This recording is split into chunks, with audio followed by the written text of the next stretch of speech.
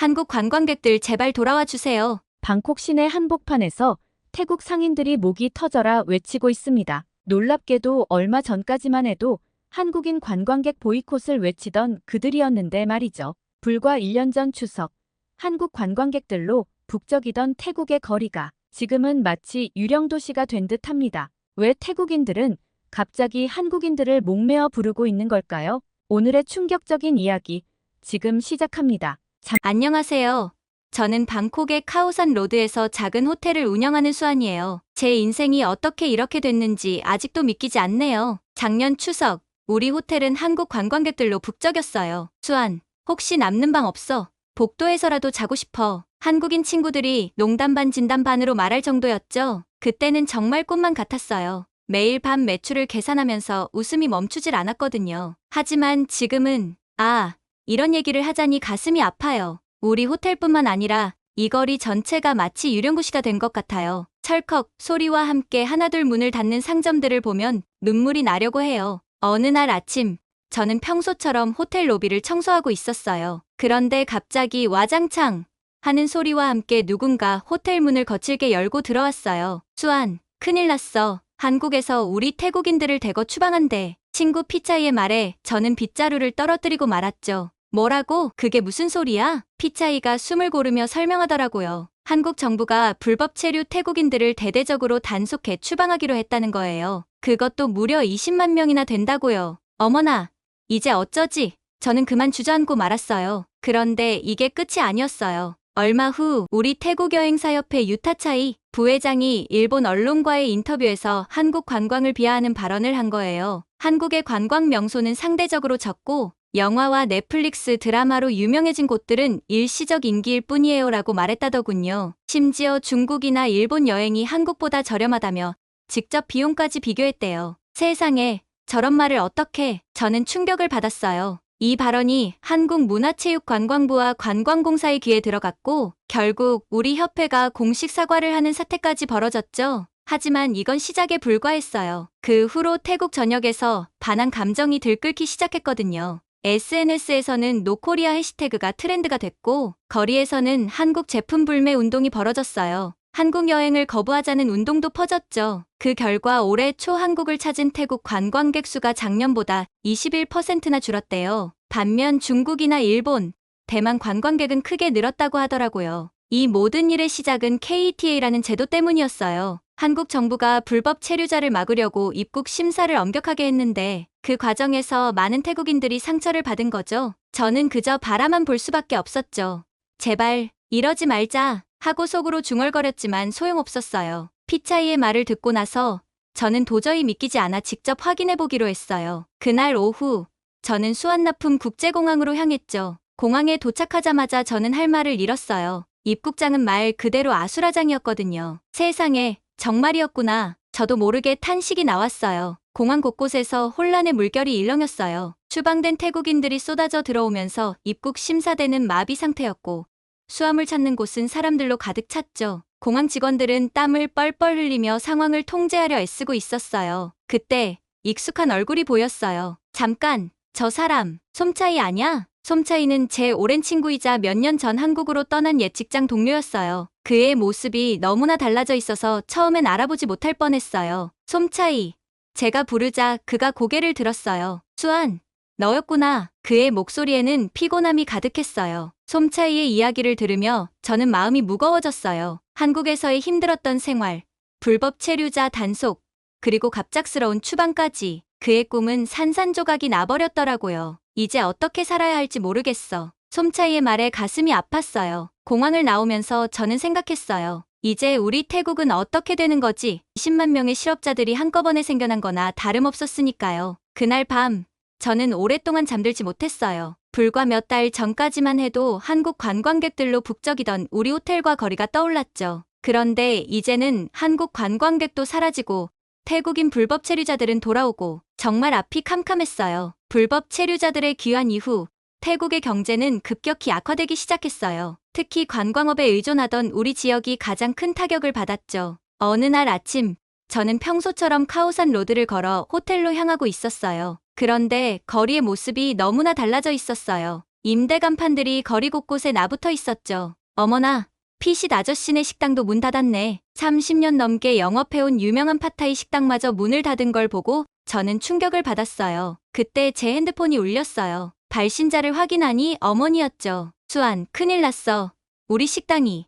어머니의 목소리가 떨렸어요. 우리 가족이 운영하는 식당도 폐업 위기에 처했다는 거예요. 한국 관광객들이 끊기면서 매출이 90%나 줄어들었대요. 어떡해. 이러다 우리도 문 닫는 거 아냐? 저도 모르게 한숨이 나왔어요. 호텔에 도착하자 직원들이 모여 있었어요. 그들의 표정이 심각해 보였죠. 수안 씨, 큰일 났어요. 사장님이 직원 절반을 해고하겠대요. 뭐라고요? 저는 믿기지 않았어요. 하지만 현실은 냉혹했죠. 그날 오후, 저희 호텔은 직원들의 울음소리로 가득 찼어요. 10년 넘게 함께 일해온 동료들과 작별 인사를 하는 건 정말 가슴 아픈 일이었어요. 밤이 되자 저는 한숨을 쉬며 호텔 로비에 앉았어요. 텅 빈 로비를 바라보니 가슴이 아팠죠. 그때 제 눈에 작년 추석 때 찍은 사진이 들어왔어요. 한국 관광객들과 함께 찍은 단체 사진이었죠. 아, 그때가 좋았지. 저도 모르게 중얼거렸어요. 사진 속 웃고 있는 얼굴들을 보며 문득 깨달았어요. 우리의 문제는 단순히 경제적인 것만이 아니라는 걸요.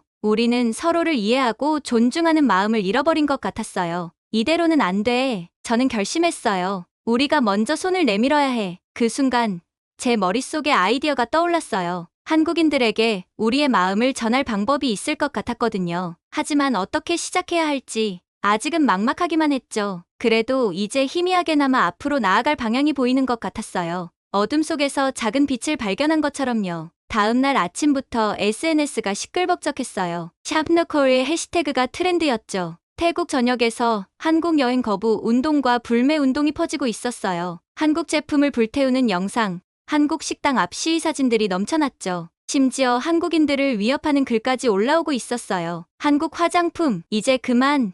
우리 태국 브랜드가 더 좋아요. K-pop, 이젠 지겨워. J-pop이 진짜 음악이지. 한국 여행 대신 일본으로 가세요. 더 친절하고 볼 것도 많아요. 이런 댓글들이 SNS를 뒤덮고 있었어요. 한국에 대한 반감이 이렇게까지 커질 줄은 몰랐죠. 특히 눈에 띄는 건 중국과 일본을 추천하는 글들이었어요. 중국 관광지가 한국보다 100배는 좋아요. 게다가 물가도 저렴하고 일본 문화가 한국보다 훨씬 세련되고 품격 있어요. 우리도 배워야 해요. 이 상황이 너무 과하다고 생각하던 찰나 더 충격적인 소식이 들려왔어요. TV 뉴스에서는 연일 한국과 태국의 갈등 상황을 보도했어요. 한국 정부가 태국인들의 입국 심사를 더욱 강화했다는 소식, 태국에 있는 한국 기업들이 철수를 고려하고 있다는 뉴스, 모든 게 악화의 길을 걷고 있었죠. 저는 할 말을 잃었어요. 왜 이렇게까지 된 걸까요? 우리가 뭘 잘못한 걸까요? 이런 생각이 하루 종일 머릿속을 맴돌았어요. 그날 저녁, 오랫동안 연락이 없던 한국인 친구 수영에게서 연락이 왔어요. 수영은 방콕에서 한국어 강사로 일하고 있었죠. 그녀의 메시지는 슬픔과 분노로 가득했어요. 수안, 나 이제 태국에서 못 살겠어. 길거리에서 욕설을 듣고 수업도 취소되고 한국으로 돌아가려고 해. 수영의 말에 가슴이 아팠어요. 저는 그녀를 설득하려 했지만 이미 그녀의 마음은 굳어 있었어요. 수영, 제발 조금만 더 기다려봐. 이 상황이 곧 나아질 거야. 수안, 고마워. 하지만 난 더 이상 못 견디겠어. 매일 밤 두려움에 떨며 살 수는 없어. 수영의 말에 뭐라 대답할 수 없었어요. 그녀의 입장을 이해하면서도 이렇게 보내는 게 너무 마음 아팠거든요. 다음 날, 저는 용기를 내어 SNS에 글을 올렸어요. 한국과 태국의 오랜 우정, 서로를 이해하고 존중해야 한다는 내용이었죠. 하지만 댓글은 차가웠어요. 한국 돈에 눈이 멀었네 등의 비난이 쏟아졌어요. 수안, 넌 태국인의 자존심도 없어. 한국이 우리를 어떻게 대했는지 알면서 한국 편 들지 마. 그들은 우리를 무시하고 있어. 이런 댓글들을 보며 저는 깊은 한숨을 내쉬었어요. 어떻게 하면 이 사람들의 마음을 열 수 있을까? 이런 상황 속에서 제 마음도 혼란스러웠어요. 한국에 대한 분노는 이해할 수 있었지만 이렇게 극단적으로 대립하는 것은 옳지 않다고 생각했거든요. 일주일 후 수영이 한국으로 떠나는 날이었어요. 공항으로 배웅을 갔죠. 그녀를 보내면서 저는 다짐했어요. 이대로는 안 돼. 무언가 해야 해. 수영, 꼭 다시 만나자. 그때는 더 나은 태국이 되어 있을 거야. 그래, 수안. 나도 그날을 기대할게. 건강해. 수영을 보내고 나니 마음이 더 무거워졌어요. 이제 태국에 남아있는 한국인들은 얼마나 될지, 그들도 모두 떠나게 되는 것인지 머릿속이 복잡해졌어요. 집으로 돌아오는 길, 거리에 반한 포스터들을 보며 생각했어요. 어떻게 하면 이 갈등을 해결할 수 있을까? 한국과 태국, 양국 모두에게 도움이 되는 방법은 없을까? 머릿속으로 여러 가지 아이디어를 떠올려 봤지만 모두 현실성이 없어 보였어요. 혼자서 이 큰 문제를 해결하려니 너무나 버거웠죠. 아, 이건 정말 어렵네. 저도 모르게 한숨이 나왔어요. 밤새 고민해봤지만 도저히 답이 나오질 않았어요. 문제는 점점 더 커져만 가고 제 능력으로는 어떻게 할 수 없을 것 같았거든요. 결국 저는 지쳐 잠들고 말았어요. 내일은 또 어떤 일이 벌어질지, 그리고 제가 할 수 있는 일은 과연 무엇일지, 그런 생각들이 꿈속에서도 저를 괴롭혔답니다. 며칠 후, 저는 거리에서 충격적인 광경을 목격했어요. 한국에서 추방된 불법 체류자들이 대규모 시위를 벌이고 있었던 거예요. 우리에게 일자리를, 생존권을 보장하라. 그들의 외침이 거리를 가득 메웠어요. 플래카드에는 절박한 문구들이 적혀 있었죠. 경찰들이 시위대를 에워싸고 있었지만 시위대의 기세는 꺾일 줄 몰랐어요. 그 모습을 보며 저는 가슴이 아팠어요. 불과 몇 달 전까지만 해도 그들은 한국에서 열심히 일하며 꿈을 키우던 사람들이었는데 지금은 거리에서 생존권을 외치고 있다니. 시위대 속에서 익숙한 얼굴을 발견했어요. 바로 제 오랜 친구 피차이였죠. 그녀도 한국에서 불법 체류하다 추방된 사람 중 하나였어요. 피차이. 제가 부르자 그녀가 고개를 돌렸어요. 수아, 내가 여기 웬일이야? 피차이의 목소리에는 피곤함이 가득했어요. 우리는 근처 카페로 자리를 옮겼어요. 피차이는 한국에서의 생활, 그리고 추방 이후의 상황을 털어놓았죠. 한국에서는 힘들어도 희망이라도 있었어. 하지만 여기서는 아무것도 없어. 일자리를 구할 수가 없어서 너무 힘들어. 한국에서 왔다고 하면 다들 경계의 눈초리로 보고, 게다가 기술도 없으니 할 수 있는 일이 없어. 피차이의 이야기를 들으며 저는 이 문제가 단순히 개인의 문제가 아니라는 걸 깨달았어요. 20만 명이나 되는 사람들이 같은 상황에 처해 있다고 생각하니 아찔했죠. 정부에서는 뭐라도 해주고 있어. 제가 조심스레 물었어요. 피차이는 쓴웃음을 지었어요. 있으면 좋겠다. 하지만 우리 같은 사람들은 정부 입장에서도 골치 아픈 존재일 뿐이야. 카페를 나와 거리를 걸으며 저는 주변을 유심히 살펴봤어요. 이제 보니 곳곳에서 실업자들의 모습이 보이더라고요. 공원 벤치에서 하루를 보내는 사람들, 일자리를 찾아 헤매는 사람들. 문득 솜차이가 걱정되었어요. 그는 어떻게 지내고 있을까? 다음 날, 저는 솜차이를 찾아갔어요. 그의 집은 도시 외곽의 허름한 아파트였죠. 문을 두드리자 헬쑥한 얼굴의 솜차이가 나왔어요. 수안, 어쩐 일이야? 솜차이의 방은 한눈에 봐도 열악했어요. 그는 한국에서 건설 현장에서 일했다고 해요. 힘들었지만 돈은 꽤 벌었대요. 하지만 지금은 여기서는 일할 곳이 없어. 가진 기술이라곤 건설 현장 경험뿐인데 태국에선 그마저도 인정해주지 않아. 한국에서는 꿈이 있었는데 지금은 그저 하루하루 버티기도 너무 힘들어. 솜차이의 말에 저는 아무 말도 할 수 없었어요. 그저 그의 어깨를 토닥여줄 뿐이었죠. 집으로 돌아오는 길, 저는 깊은 생각에 잠겼어요. 이 문제는 단순히 한국과 태국 사이의 갈등을 넘어서는 거대한 인도주의적 위기였어요. 하지만 저로서는 아무것도 할 수 있는 게 없었어요. 그저 현실의 무게에 짓눌려 한숨만 나올 뿐이었죠. 그날 밤, 저는 오랜만에 일기를 썼어요. 오늘 본 것들이 잊히지 않는다. 피차이, 솜차이, 그리고 거리의 수많은 사람들, 그들의 절망적인 눈빛이 나를 괴롭힌다. 이 현실이 너무 슬프다. 아무것도 할 수 없는 내가 너무 한심하다. 펜을 내려놓으며 저는 한숨을 깊게 내쉬었어요. 내일은 또 어떤 절망적인 현실을 마주하게 될지 생각만 해도 가슴이 무거워졌습니다. 며칠이 지나고 상황은 더욱 악화되었어요. 아침 뉴스를 보다가 저는 깜짝 놀랐죠. 태국 국방부 장관이 한국의 군사력을 비하하는 발언을 한 거예요. 한국의 군사력은 과대평가되었습니다. 첨단 장비만 자랑할 뿐 실전 능력은 의문이다. 하지만 우리 태국군은 언제든 자국민을 보호할 준비가 되어 있다. 라는 내용이었죠.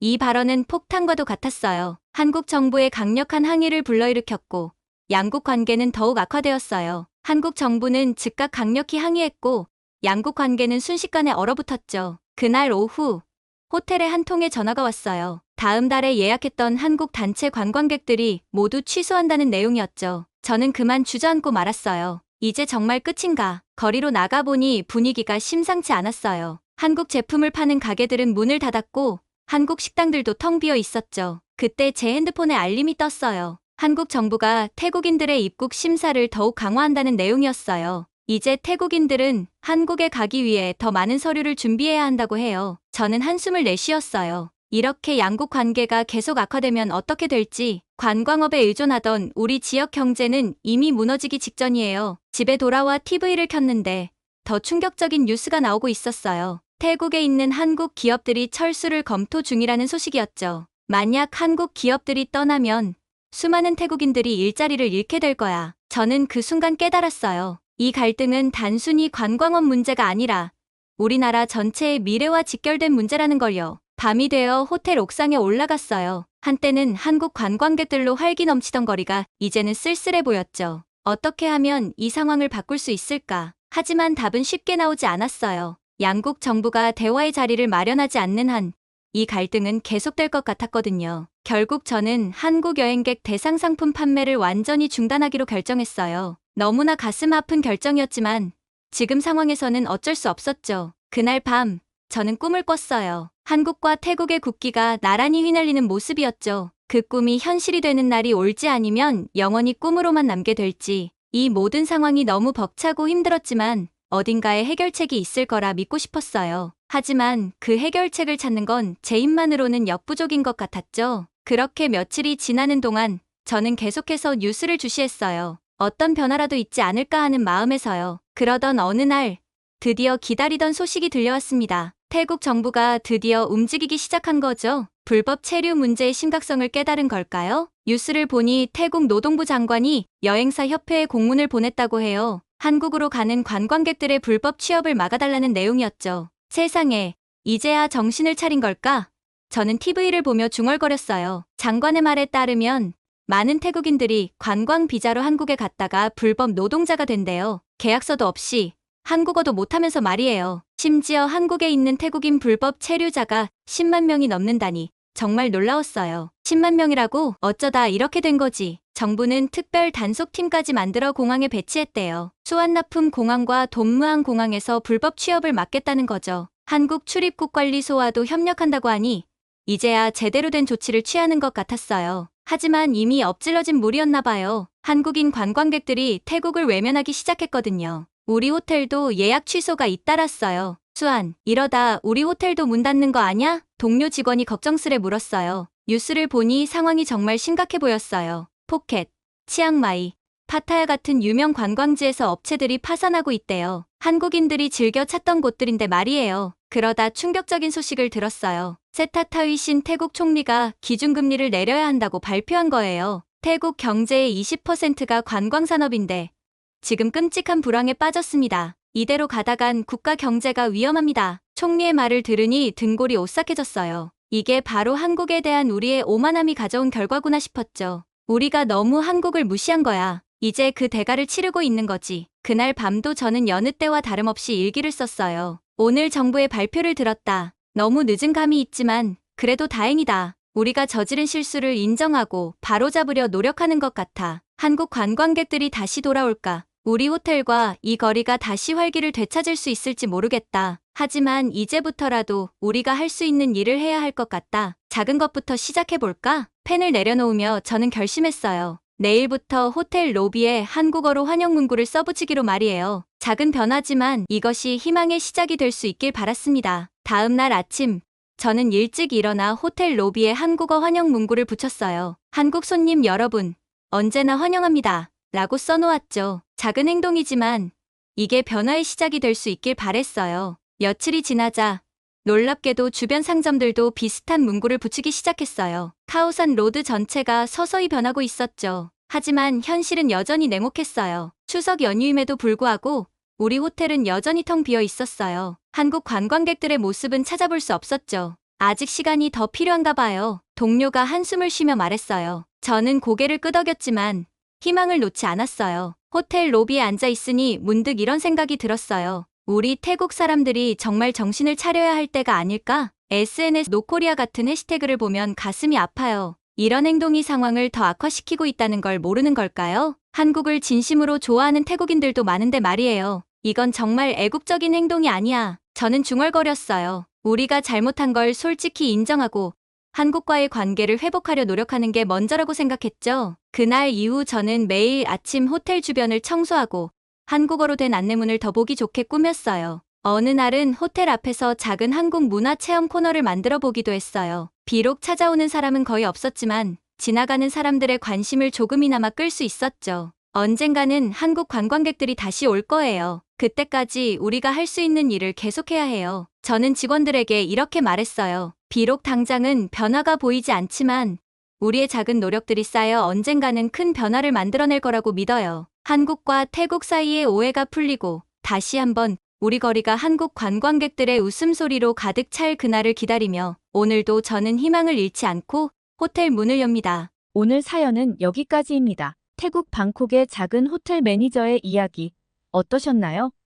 처음에는 한국과 태국의 갈등으로 시작했지만 결국 자국의 문제점을 인식하고 변화를 모색하게 된 그녀의 모습이 인상적이었습니다. 이번 사건을 통해 한국의 경제력과 문화적 영향력이 얼마나 큰지 다시 한번 확인할 수 있었습니다. 한국 관광객들의 발길이 끊기자 태국 경제가 큰 타격을 입은 모습을 보며 한국의 국제적 위상을 실감할 수 있었죠. 또한 한국의 엄격한 법 집행과 체계적인 시스템이 국제적으로 인정받고 있다는 점도 눈여겨볼 만합니다. 불법 체류 문제에 대한 한국 정부의 단호한 대응이 결국 긍정적인 변화를 이끌어냈다는 점이 인상적이었습니다. 여러분은 국가 간 갈등 상황에서 SNS를 통한 혐오 표현이나 불매 운동이 미치는 영향에 대해 어떻게 생각하시나요? 이런 행동들이 실제로 문제 해결에 도움이 될까요? 아니면 오히려 상황을 악화시킬까요? 그리고 한국과 태국,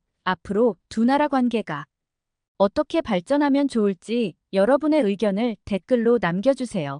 여러분의 생각이 궁금합니다. 감동 뭉클에서는 여러분의 소중한 마음을 모아 사연 주인공들에게 전해드리고 있습니다. 여러분 주변에 감동적이거나 재미있는 실제 사연들을 제보받고 있으니 언제든 저희 공식 메일로 제보해주세요. 여러분이 보내주신 사연이 다음 영상의 주인공이 될 수 있습니다. 오늘 들려드린 사연이 마음에 드셨다면 구독과 좋아요 눌러주시고 주변 분들과도 공유해주세요. 여러분의 작은 관심과 응원이 더욱 좋은 콘텐츠를 만드는데 큰 힘이 됩니다. 이상 감동 뭉클이었습니다. 끝까지 시청해주셔서 감사합니다.